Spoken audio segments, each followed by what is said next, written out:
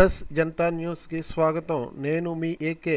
మాజీ మంత్రి కొనతాల రామకృష్ణ, మాజీ ఎమ్మెల్యే పీలా గోవింద సత్యనారాయణ అనకాపల్లి మండలం సుందరీపేట, ముండిపాలెం, అచ్చేపేట గ్రామాల్లో ఆత్మీయ సమావేశాలు నిర్వహించారు. ఈ సందర్భంగా మాజీ మంత్రి కొనతాల రామకృష్ణ మాట్లాడుతూ, రాష్ట్రంలో కూటమి ప్రభుత్వం అధికారంలోకి వచ్చిన వెంటనే అచ్చేపేటలో కేంద్రీయ విద్యాలయం పనులు ప్రారంభించడానికి కృషి చేస్తామని హామీ ఇచ్చారు. ముండిపాలెంలో ఉన్న కిడ్నీ బాధితులు ఉన్నందున ఆర్ఓ ప్లాంట్ ని ఏర్పాటు చేసి ఉచితంగా సురక్షిత త్రాగునీటిని అందజేస్తామని తెలిపారు. ప్రత్యేకమైనటువంటి వైద్య శిబిరాలు ఏర్పాటు చేసి ప్రజల యొక్క ఆరోగ్యానికి మెరుగుపరిచి ప్రాధాన్యత ఇస్తామని తెలియజేశారు. ముండిపాలెంతో పాటు సుందరీపేట పంచాయతీ పరిధిలో వారందరికీ ఇళ్ల స్థలాలు ఇచ్చి ఇల్లు నిర్మిస్తామని మాజీ మంత్రి కొనతాల రామకృష్ణ తెలియజేశారు. వైసీపీ పాలనలో పంచాయతీలని నిర్వీర్యం అయ్యాయని మాజీ మంత్రి కొనతాల రామకృష్ణ అన్నారు. ఈ కార్యక్రమంలో చదరం నాగేశ్వరరావు, రేఖ రమణమూర్తి, రావుపేటి రాము,